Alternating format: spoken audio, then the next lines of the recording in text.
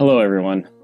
You may have noticed there haven't been a lot of videos on this channel recently, and while I'd like to write it off as, just getting busy with work and with Katey starting a new job, we just haven't had a lot of time to get around to editing, but there really is a deeper reason behind why we haven't had an upload, and that is, quite frankly, that I really made a mistake.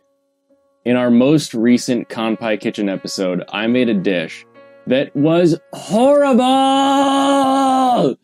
It was so bad. It was so bad. I really wanted it to be good. When we had this dish originally, I wanted it to taste just delicious and be amazing. And when it came out, when I was all done, it was awful. And then as I thought about what I did, and I don't have a culinary professional background, but a lot of people in my family do. And so making this dish and looking at what I did, I made an awful mistake that my mother would have just said, "What are you doing?" and stopped it immediately, but I was too busy thinking I knew what I was doing. And so now I ended up with this awful video. And of course, we referenced the recipe in our next guide video, and you can't release the guides out of order, and you can't release that guide without having the Kanpai Kitchen come out. Took me forever to figure out what to do, because I'm not gonna have to time or resources to redo that recipe and actually figure out how to do it. It could take me 6 dishes before I actually get this thing correct. So we decided, what do YouTubers do when they come across a video that just makes them cringe, that just makes them really say, who put this online? And how and why does it happen? So, I'm gonna react to myself making the worst dish of Kanpai Kitchen. And since it is Kanpai Kitchen, we can't be without a drink, even though we are reacting to it. So I've brought myself an Irish coffee, because I'm gonna reach deep down into whatever Celtic blood I have and bring out that inner rage at my past self, and really let me know what I did wrong in this video. So adventurers, let's jump in and see what I did wrong. So let's start out by figuring out what it is that I'm cooking today.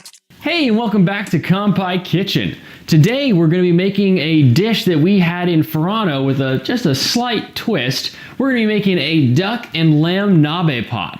Now this is going to feature a really nice, thick, ramen-like broth at the bottom of the pan, with our duck and our lamb simmering on the top with a few different veggies and some tofu. The dish that we actually originally had was a venison and duck nabe pot.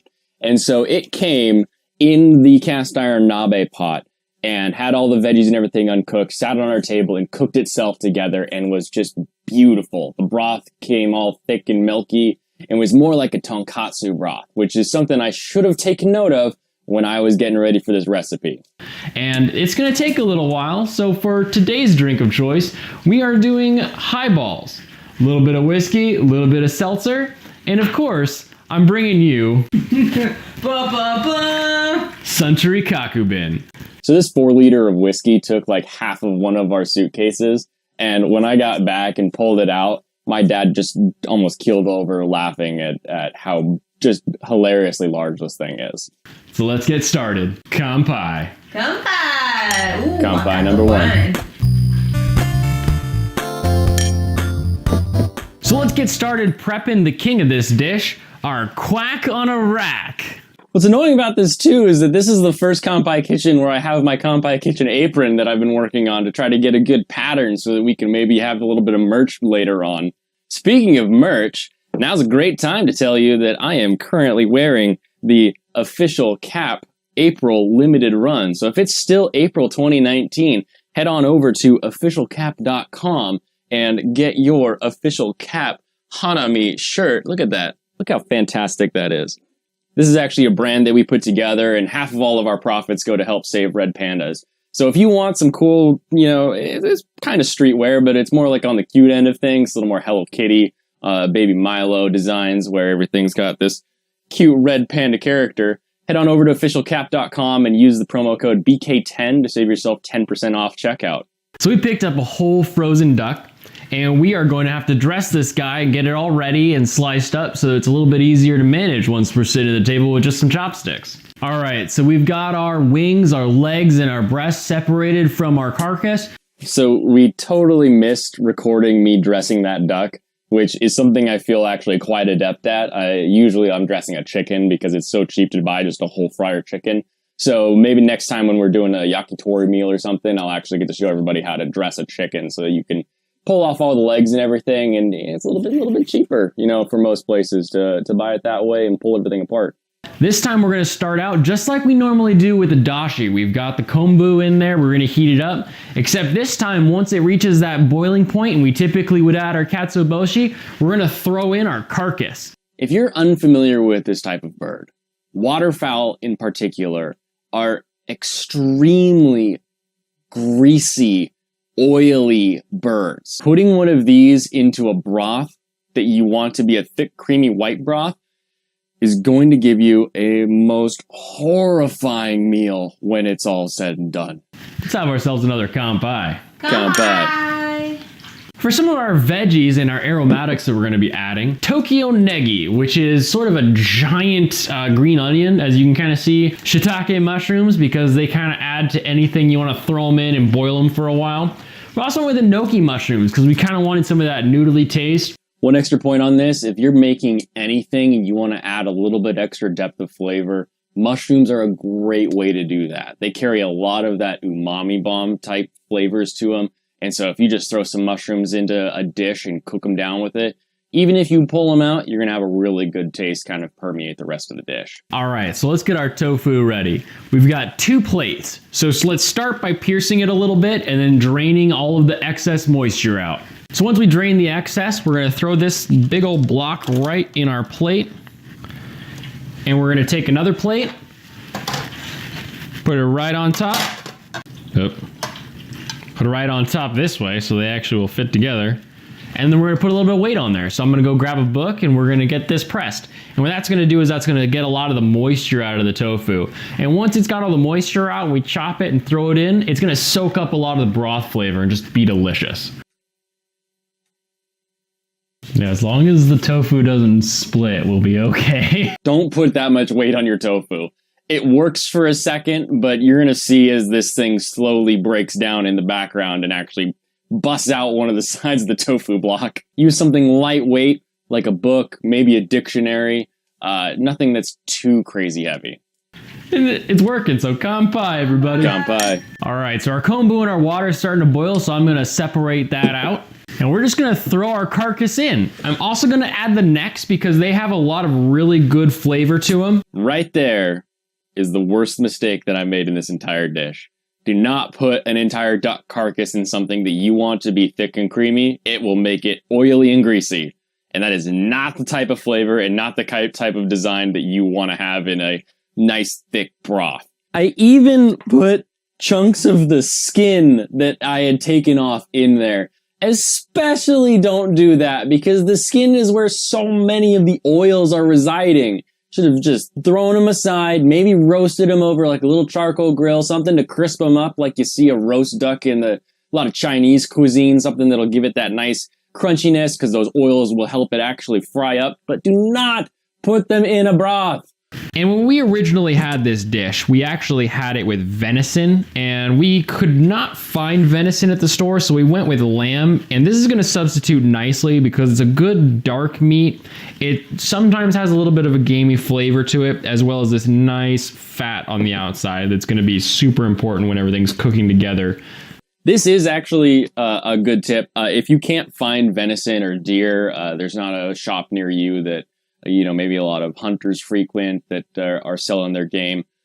Lamb and something else in that sort of like if you have goat would be another sort of typically more gamey animal that'll taste a little closer to a venison or a deer. The lamb choice was not a problem with the way this dish came out. In fact, it probably helped save the dish a little bit. And we want to really leave on all of those fat caps because they're just going to melt away into the broth and make it even more rich and decadent. Spoiler alert, it doesn't. Oh, coming in. Hey, good job. Kanpai. Kanpai. And the only real way to know that it's ready is to be siphoning off a small amount into a bowl, put it in the fridge, and then after 20 minutes or so, if it's sort of thickened up, if it's coagulating, you can see that the fat jewels in there are actually kind of coming together. That's what we're looking for. We want a nice thick broth, and that's going to be indicated by if we refrigerate it, all those collagens coming together into an almost jelly-like fashion. This is important. We'll go over this again when I actually make a ramen where I'm going to be boiling the broth for about 8 hours. But siphoning off a little bit of broth and putting it in a bowl and then chilling it to see how thick it is the best way to tell if it's done or ready yet. You can't really tell with a hot boiling pot how much of the collagen and how thick the soup is going to be. What I should have noticed when I put the bowls in there and let them cool is how fat the oil spots were. Because if you have a thick collagen-y broth, it's going to be fairly even throughout. Whereas if you have an oily broth, yes, it'll solidify, but it's going to be a totally different design. You will see the oil as a separate part. So our first veggie is going to be the Tokyo Negi. Now we're going to treat this thing exactly like it was a green onion. So we're going to slice it nice and thick lengths because I'm going to want to have some good flavor. Give it, again, that nice angle so that it looks pretty in the final dish. And these things stateside are kind of expensive. This bunch of 3 is actually $5.50. United States needs to start farming Tokyo Negi. These things are huge. They're delicious. They're the perfect blend of green onion and full-on like shallot or white onion. Like they are great for adding texture and not needing like a leek, because a leek really loses a lot of the flavor, whereas green onions are way too tiny and just kind of disappear into a dish. Whereas the Tokyo Negi's got a good thickness, but still the heat from the green onion. So whoever's in charge of agriculture in America, make that happen. Get me some Tokyo Negi stateside so I don't have to keep paying $5.50 for 3 of the stupid things. Just for this? Whoa. What are you doing? My bad. Too many compis for you, camera woman. No, don't make me no compile. But what we can do with these guys is once we've cut everything we need off of them, take the bottom where the roots are and throw them in a pot with some dirt. Start growing our own.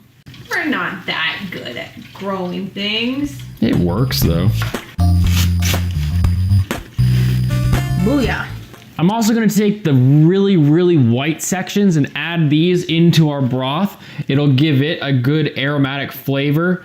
And they don't really cook to a nice edible texture when you put them in the final pot. So it'll actually let them cook down and add some flavor so they can help out with the whole meal. Best practice on adding some aromatics like this to any sort of broth that you're putting together is going to be throw it in a pan and put a nice char on it, because that char is going to what's unlocking the aromatic flavors themselves. That Maillard effect brings the sugars to the surface. And when you put those into the dish, that's when you'll start to get more of that deeper flavor coming through. Our next vegetable is going to be our enoki mushrooms. And these guys are pretty easy. Usually we just cut off the kind of dirt covered area, break them off into chunks that are about a ½ inch in diameter, and rinse them off. Then they'll be all ready. Enoki mushrooms are some of the coolest mushrooms in the world. If you're a vegetarian or a vegan and you're looking for something to replace noodles that aren't just fake veggie noodles at the store, get enoki mushrooms and drop them in any kind of soup where you want to have that noodly feel. They're delicious, they're good for you, and they add a little bit of a good flavor too, in addition to not just being a bland fake noodle. Next, we're going to take our shiitake mushrooms, cut off the stem, and give them a nice cross cut. And that's going to do 2 things. It's going to let them cook a little bit faster because we're increasing the surface area down to the center. And we're going to get those sweet style points. So it looks like... Really, I just cross cut all my shiitake because it's cute and it looks cool. And of course, our last vegetable is going to be the gorgeous onion. We're going with a Mayan sweet because here in the Northwest, we love ourselves some sweet onions. And this is just going to give us that little bit of extra 100% stick to the sweet onions when you're adding them to a dish like this. Yellow onions will work if you can't find a sweet onion, but try to avoid just pure white onions because they're going to bring a little bit of a harsh bitterness to the final dish. We're going to cut this into simple rings and then cut those in half so we just get a bunch of onion C's. It'll make sense when I'm done. No, I get you. I understand.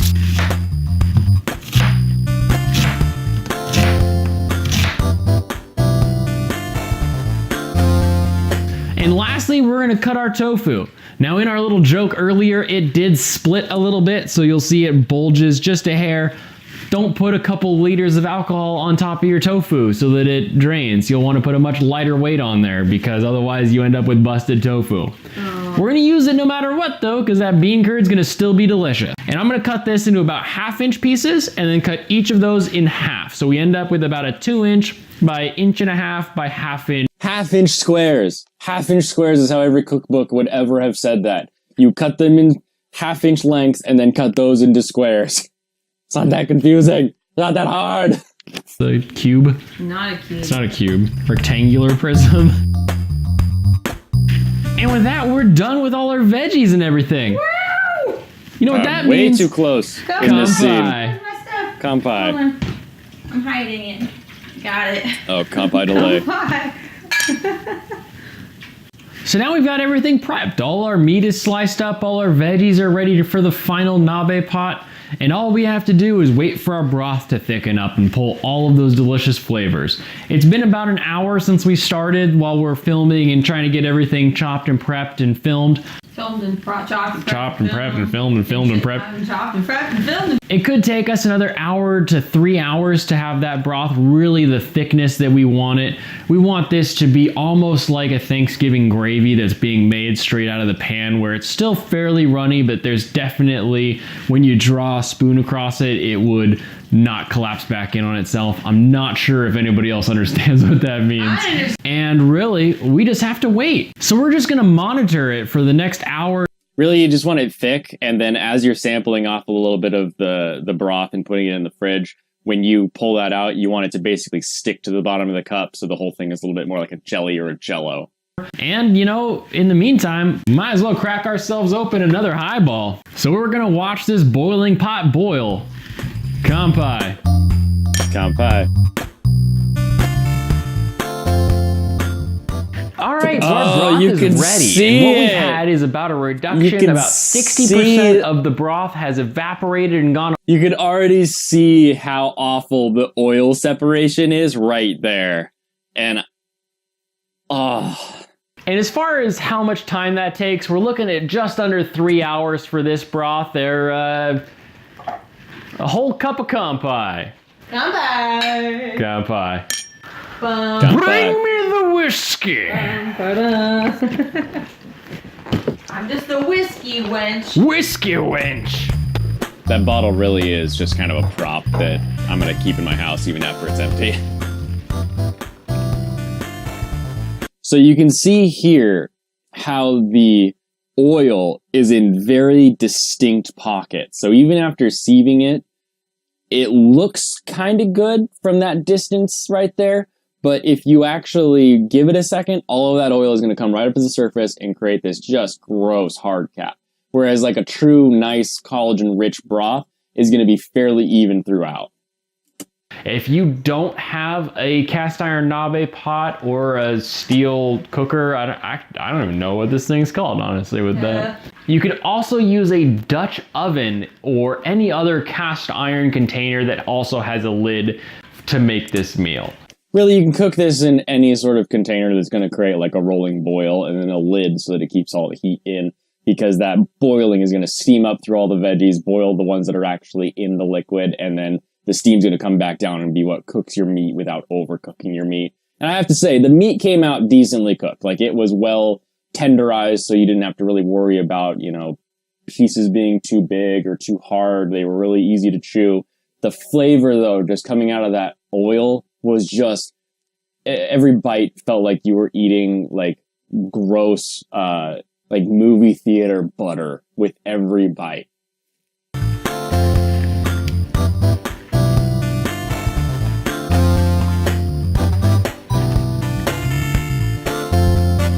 We're gonna pause here before we put the meat on, just so we can add some of our classic flavors here. We're gonna do some mirin and a little bit of soy sauce because we want to give it that little bit of saltiness. Because what you'll find is that the richness of the duck and the oiliness that you've pulled out of all of that is gonna give it a good. I even acknowledged when I pulled the oiliness out and didn't realize that that was going to be a bad thing. Looking for in most meals isn't gonna be there. So by adding a little bit of soy sauce, a little bit of mirin, maybe a little bit of miso if you're feeling fancy, if you really want to get it tickling your tongues there. These are really gonna be what brightens up the dish and brings it up to your palate. Really what I'm trying to explain here is that anytime you have a really rich flavor, it's always good to pair it with a little bit of a more acidic flavor that's going to help cut through the richness, and it'll make it so you can eat the whole thing better. Now it's perfect. Oh yeah, you're right.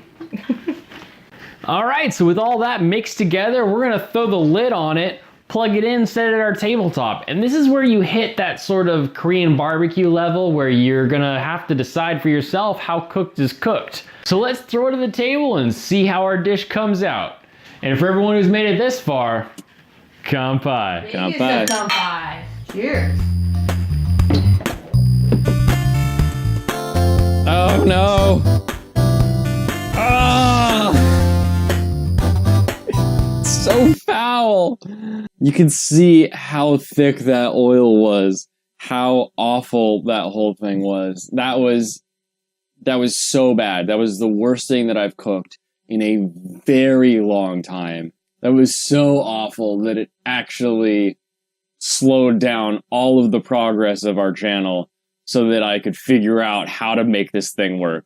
So I hope you really enjoyed coming along this journey with me, making fun of old me so that we could maybe learn from my mistakes and we can move forward and make dishes that are delicious. So thank you very much. Leave your comments down below what you think I could do as well to change this dish. What would you add? What would you modify? How would you make it better?